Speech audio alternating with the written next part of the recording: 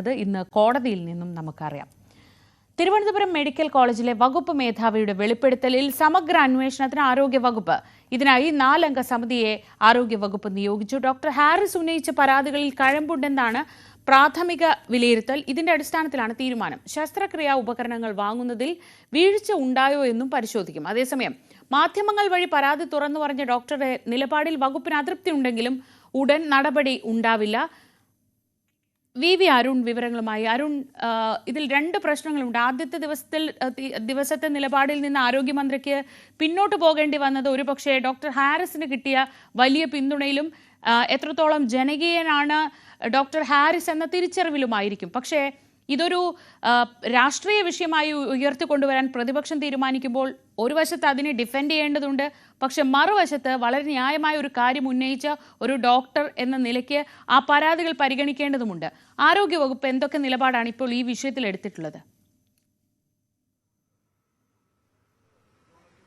ശ്രീജ, രാജ്യത്തിന് ഏറ്റവും പ്രധാനപ്പെട്ട ഏറ്റവും മികച്ച മെഡിക്കൽ കോളേജ് ആശുപത്രികളിൽ ഒന്നാണ് തിരുവനന്തപുരം മെഡിക്കൽ കോളേജ് ആശുപത്രി. അതുകൊണ്ട് തന്നെ ആ രീതിയിൽ ഇപ്പോൾ ഡോക്ടർ ഹാരിസിന്റെ വെളിപ്പെടുത്തലിലൂടെ ഉണ്ടായ നാണക്കേട് ചെറുതല്ല സംസ്ഥാനത്തെ ആരോഗ്യ വകുപ്പിന്, സർക്കാരിനും. പ്രത്യേകിച്ചും സർക്കാർ ആ രീതിയിലാണ് സംസ്ഥാനത്തെ ആരോഗ്യരംഗം അത്ര മികച്ച രീതിയിൽ മുന്നേറുന്നു എന്ന അവകാശവാദമാണ് ആദ്യ പിണറായി സർക്കാരും ഈ സർക്കാരും ഒക്കെ മുന്നോട്ട് വയ്ക്കുന്നത്. അതുകൊണ്ട് തന്നെ അതിനുണ്ടായ തിരിച്ചടി മുഖത്തടിയായി തന്നെയാണ് സർക്കാർ കാണുന്നത്. അതുകൊണ്ട് അത് എങ്ങനെ മറികടക്കാനുള്ള ശ്രമങ്ങൾ സർക്കാരിന്റെ ഭാഗത്ത് നടക്കും. അപ്പോൾ സ്വാഭാവികമായും സർവീസിലുള്ള ഒരു ഡോക്ടർ ഇത്തരത്തിൽ സംവിധാനങ്ങൾ, ഡോക്ടറുകൾ ആരായാലും സർക്കാർ സർവീസിലുള്ള ഒരാൾ സർക്കാർ സംവിധാനങ്ങൾക്കെതിരെ വകുപ്പിനെതിരെയൊക്കെ ഈ രീതിയിൽ പരസ്യ വിമർശനം നടത്തുന്നത് അച്ചടക്ക ലംഘനത്തിന്റെ പരിധിയിൽ വരുന്നതാണ്. പക്ഷേ ഈ ഘട്ടത്തിൽ ഹാരിസിനെതിരെ നടപടിയെടുക്കാൻ സർക്കാർ തയ്യാറാകില്ല. അത് സൂചിപ്പിച്ചതുപോലെ ഹാരിസ് ഉന്നയിച്ച വിഷയത്തിന്റെ പ്രസക്തി തന്നെയാണ്. അതിൽ വലിയ ജനപിന്തുണ, പൊതുപിന്തുണ അദ്ദേഹത്തിന് ലഭിച്ചു എന്ന വിലയിരുത്തലിന്റെ അടിസ്ഥാനത്തിൽ തന്നെയാണ് സർക്കാർ അത്തരം നടപടിയിലേക്ക് പോകാത്തത്. ആദ്യം ഈ വിഷയത്തെക്കുറിച്ച് അറിയില്ല എന്നായിരുന്നു ആരോഗ്യമന്ത്രി വീണ ജോർജിന്റെ പ്രതികരണം. എന്നാൽ പിന്നീട് ഹാരിസിനെ പുകഴ്ത്തിക്കൊണ്ട് അദ്ദേഹം മികച്ച ഡോക്ടറാണ്, സത്യസന്ധനായ ഹാർഡ് വർക്കിംഗ് ഡോക്ടർ നിലപാടുമായി മന്ത്രി രംഗത്ത് വന്നു. അതുകൊണ്ട് തന്നെ ആ രീതിയിൽ അദ്ദേഹത്തിന് നടപടി ഉടൻ ഉണ്ടാകില്ലെന്ന സൂചന അതിനെ കാണണം. പക്ഷേ എന്താണ് സംഭവിച്ചത്, എന്താണ് മെഡിക്കൽ കോളേജ് ആശുപത്രിയിൽ സംഭവിക്കുന്ന കാര്യം സർക്കാർ ഗൌരവമായി പരിശോധിക്കുന്നുണ്ട്. ഇത് ഒറ്റപ്പെട്ട സംഭവമല്ലെന്ന വിലയിരുത്തൽ പൊതുവിൽ വന്നിട്ടുണ്ട്. മെഡിക്കൽ കോളേജ് ആശുപത്രികൾക്ക് ബജറ്റിൽ അനുവദിച്ച പണം പിന്നീട് അനുവദിക്കാതെ പോകുന്ന വിവരങ്ങളുണ്ട്. അതുകൊണ്ട് തന്നെ ഇക്കാര്യത്തിൽ ഒരു സമഗ്ര ഓഡിറ്റിംഗിനാണ് സർക്കാരിന്റെ തീരുമാനം.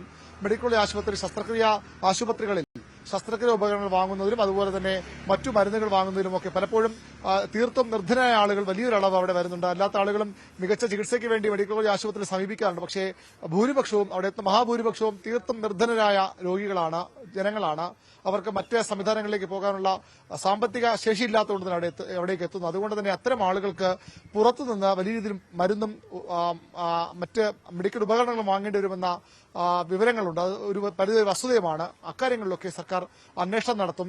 ഈ മെഡിക്കൽ കോളേജ് ആശുപത്രികളിലെ മറ്റു സർക്കാർ ഭാഗമായി പറയുന്നത് ഈ മരുന്നില്ലാതാകുന്നത് പ്രധാനമായും ഈ ഡോക്ടർമാർ പലപ്പോഴും പുറത്തുള്ള മരുന്നുകൾ, ആശുപത്രിയിൽ സംഭരിച്ചു വച്ചിരിക്കുന്ന മരുന്നുകൾക്ക് അപ്പുറത്തേക്ക് മരുന്നുകൾ എഴുതാറുണ്ട്. അത് മരുന്ന് കമ്പനികളുമായുള്ള ഡോക്ടർമാരുടെ ഒരു ബന്ധത്തിന്റെ ഫലം കൂടിയാണ്. അവർക്ക് കമ്മീഷൻ വലിയൊരു വിഷയമാണ് ഈ ആരോഗ്യരംഗത്ത്. മരുന്നുകൾ എഴുതുന്നതിന് അത്തരം പ്രശ്നങ്ങൾ ഉണ്ടാകാറുണ്ട്. ചിലപ്പോൾ ഈ ഡോക്ടർമാർ എഴുതുന്നത് ഈ DHS ആശുപത്രി വികസന സമിതിയോട് ചേർന്നുള്ള അതുമായി ബന്ധപ്പെട്ട മെഡിക്കൽ സ്റ്റോറുകളിലൊക്കെ ലഭിക്കാറുണ്ട്. അതിനും പുറത്തേക്ക് മരുന്നുകൾ പോകാറുണ്ട്. അങ്ങനെയെങ്കിൽ ഈ DHSൽ വരുന്ന മരുന്നുകളൊക്കെ ഡോക്ടർമാർ നിർദ്ദേശിച്ച് അവിടെ വാങ്ങിവെക്കാറുണ്ട്.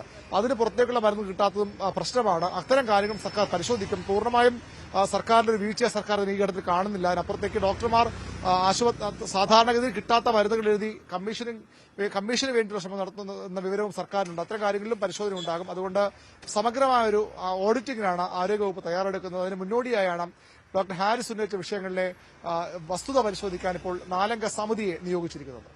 ശരി, വി അരുണാണ് വിവരങ്ങൾ നൽകിയത് തിരുവനന്തപുരത്ത് നിന്ന്.